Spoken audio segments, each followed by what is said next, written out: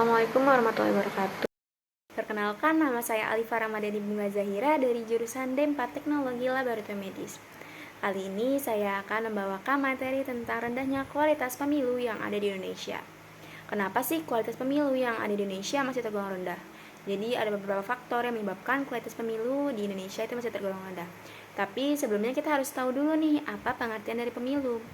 Pemilu atau singkatan dari pemilihan umum adalah proses demokratis untuk memilih wakil rakyat atau pejabat pemerintahan secara langsung oleh warga negara suatu negara.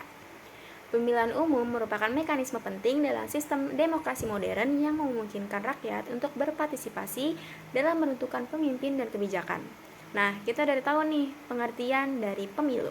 Tapi tujuan dari pemilu itu apa sih? Nah, tujuan dari pemilu adalah memberikan kesempatan kepada warga negara untuk menyampaikan suara mereka dan memilih para pemimpin yang akan mereka wakili di pemerintahan dalam pemilihan umum.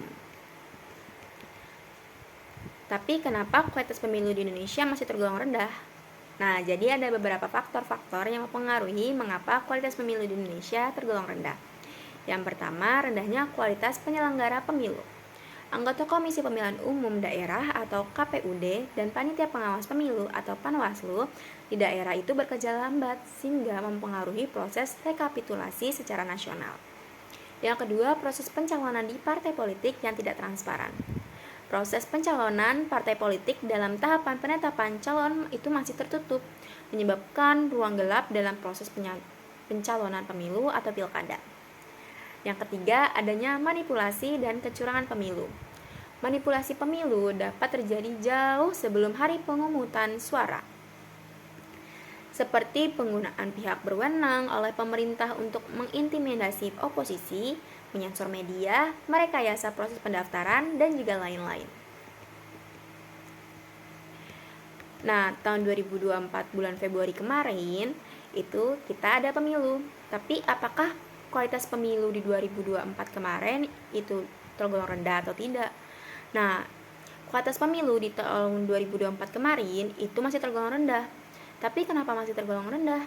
Nah, jadi ada beberapa penyebab kualitas pemilu 2024 kemarin itu masih tergolong rendah juga. Yang pertama ada indeks kerawanan pemilu. Jadi, Badan Pengawas Pemilu atau Bawaslu telah menyusun indeks kerawanan pemilu atau IKP untuk 2024. Nah, itu malah menunjukkan peningkatan kerawanan dibandingkan dengan sebelumnya. Kerawanan ini mencakup berbagai aspek yang berpotensi mengganggu proses pemilihan umum yang demokratis, seperti intimidasi, politik uang, dan manipulasi informasi. Yang kedua, ada kualitas penyelenggara pemilu. Rendahnya kualitas penyelenggara pemilu baik di tingkat pusat maupun daerah dapat menjadi masalah yang signifikan. Penyelenggara yang tidak kompeten dapat memperlambat proses rekapitulasi suara dan mengurangi publik terhadap hasil dari pemilu. KPU dan Bawaslu perlu melakukan pembinaan dan pelatihan untuk memastikan bahwa penyelenggara memahami dan melaksanakan tugas mereka dengan baik. Yang ketiga, ada praktik politik uang. Nah, pada pemilu 2024 kemarin, praktik politik uang ini sangat jelas terlihat dan terjadi, yaitu serangan fajar. Sebelum kita melakukan pemilihan, biasanya pagi-pagi itu kita mendapat serangan fajar. Sebenarnya apa sih serangan fajar? Serangan fajar itu kita akan mendapatkan sejumlah uang sebelum kita memilih.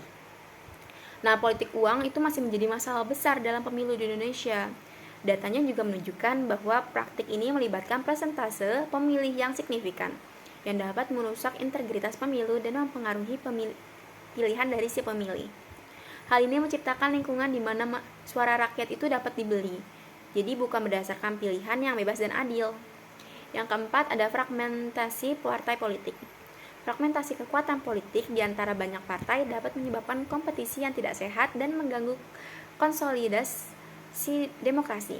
Ketidakstabilan ini seringkali menghasilkan konflik kepentingan dan mengurangi kualitas debat politik serta pilihan yang tersedia bagi pemilih. Yang kelima, ada rendahnya partisipasi dari masyarakat. Tingkat partisipasi masyarakat dalam pemilu itu juga cenderung menurun, yang dapat disebabkan oleh apatisme terhadap calon-calon yang ada atau ketidakpuasan terhadap sistem politik. Jadi secara keseluruhan, kurangnya sosialisasi dan tentang pentingnya pemilu itu juga berkontribusi pada rendahnya partisipasi. Jadi, secara keseluruhan yang saya sampaikan, untuk meningkatkan kualitas pemilu, untuk selanjutnya perlu ada perhatian serius terhadap faktor-faktor yang telah saya sebutkan tadi, agar proses demokratis dapat berjalan dengan baik dan hasilnya mencerminkan kehendak rakyat. Sekian dari saya, apabila ada kurang dan salah mohon dimaafkan. Wassalamualaikum warahmatullahi wabarakatuh.